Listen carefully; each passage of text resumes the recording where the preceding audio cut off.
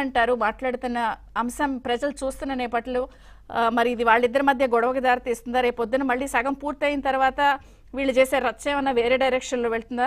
మాట్లాడదాం. పంచమతి అనురాధ గారు నమస్తే. నమస్తే అండి, బాగున్నారా? బాగున్నాను. ఏంటి యూటర్న్ లో గోల ఏంటి అసలు? కాసేపు ఇల్లు కట్టుకున్నామంటారు, రాజధాని అంటారు, ఇప్పుడు పునఃసమీక్షిస్తామంటారు. మీరు కూడా గట్టి కౌంటర్ ఇచ్చినట్టున్నారుగా కాటికాపురి అని. అంటే వాళ్ళకి నవ్వులాట అయిపోయిందండి. ఆంధ్ర రాష్ట్ర ప్రజలన్నా ఒక రాజధాని అన్నా కూడా వాళ్ళకి ఒక నవ్వులాట. ఆర్థిక అరాచకం సృష్టించడమే కాకుండా 3 రాజధానుల పేరుతో సంపద సృష్టించే రాజధానిని చంపేశారండి. చంపేసి మేమేం విధ్వంసం చేశాము, మేమేం చేశాము, మీరు పద్దాల విధ్వంసం చేశామని మీ నాయకుడు చంద్రబాబు నాయుడు గారు మాట్లాడతారు అని చెప్పి నిన్న కౌన్సిల్లో కుంభా రవి గారు మాట్లాడారండి, వారి వైసీపీ సభ్యులు. దాని మీద మేము గట్టిగా మాట్లాడాల్సి వచ్చిందండి.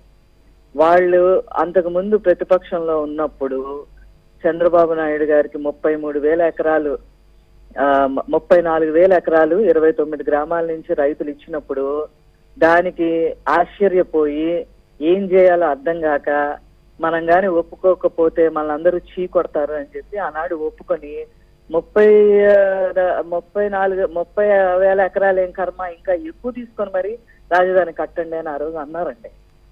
ఇది అందరికీ కూడా తెలుసు, కానీ గుర్తు చేసుకోవాలి మనం మళ్ళీ. అలాంటిది 2019లో మళ్ళీ వచ్చిన తర్వాత 2019 డిసెంబర్ 17న 3 రాజధానులు అని చెప్పి ప్రకటించారండి. ప్రకటించి దానికి ఏమి అసలు ఇంతకు ముందు 10,000 కోట్ల రూపాయలు, దాదాపు 10,000 కోట్ల రూపాయలతో స్టార్ట్ చేసి secretariat, assembly hall, council halls, అట్లాగే కొన్ని ముఖ్య భవనాలు, ప్రభుత్వ భవనాలు ఇవన్నీ కట్టడం జరిగిపోయింది. వాళ్ళు అక్కడే ఉంటూ అక్కడే పరిపాలన సాగిస్తూ ఇది శ్మశానంతో ఆనాడు leader of the opposition Botsa Satyanarayana గారు శ్మశాన వాటిక అని మాట్లాడటం ఈ రోజుకి ఎవరు మర్చిపోలేదండి. అందుకే మీరు ఏమైనా కాటకాపరిగా అక్కడ ఉండి కౌన్సిల్ అసెంబ్లీ నడిపారా, కార్యకలాపాలు నడిపారా అని నేను మాట్లాడాల్సి వచ్చింది. నేను ఈ ప్రాంతానికి సంబంధించిన దాన్ని కాబట్టి ఈ రోజుకి కూడా నా కడుపు రగిలిపోతుందండి. ఏంటండి అసలు ఇంటి రైతులు నోరు తెరిస్తే కేసు. ఉద్యమం 1631 రోజులు నడిపారు.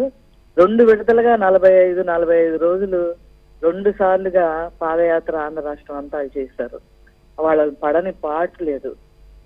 అది ముఖ్యంగా ప్రపంచంలోనే ఆడవాళ్ళు ఎంతటి ఉద్యమం చేసిన వాళ్ళు ఎవరు లేరండి అసలు. వీళ్ళు అధికారంలో ఉన్నప్పుడు ఒక స్టేట్మెంట్ ఇచ్చారు 3 రాజధానులని. ఇప్పుడు పోయిన తర్వాత మేము పునఃసమీక్షిస్తాము అని మళ్ళీ ఇంకో కొత్త డ్రామా యూటర్న్ తీసుకున్నారు.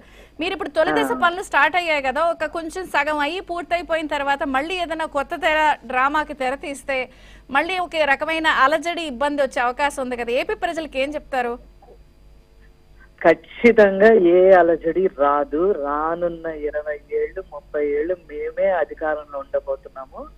ఖచ్చితంగా నారా చంద్రబాబు నాయుడు గారి యొక్క ముఖ్యమంత్రిగా ఆయన ఆధ్వర్యంలో ఈ అమరావతి కంప్లీట్ చేసి తీరతాం. 27 లోపు మొత్తం అమరావతి కంప్లీట్ అవుతుంది. దానికి ₹1 కూడా మనం బడ్జెట్ నుంచి ఎదురు చూడాల్సిన పని లేదు. ఇప్పుడు పోలవరం లాగా అది సెల్ఫ్ సస్టైనబుల్ ప్రాజెక్ట్ అండి.